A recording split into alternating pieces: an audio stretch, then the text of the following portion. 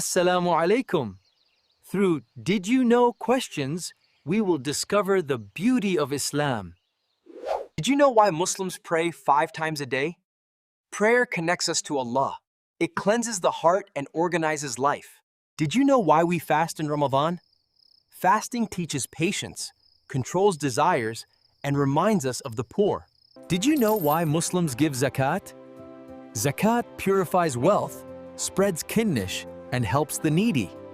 Did you know why we face the Kaaba in prayer? The Kaaba is a symbol of unity, bringing Muslims together. Did you know why Hajj is obligatory?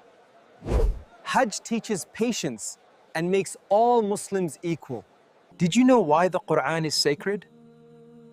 Because it is Allah's word, guiding us in life. Did you know why Muslims greet with salam? Salam spreads peace and brings hearts closer. Did you know why charity is reward? Charity brings Allah's mercy and helps the poor. Did you know what al-Adha reminds us of? It recalls Ibrahim's devotion and obedience to Allah.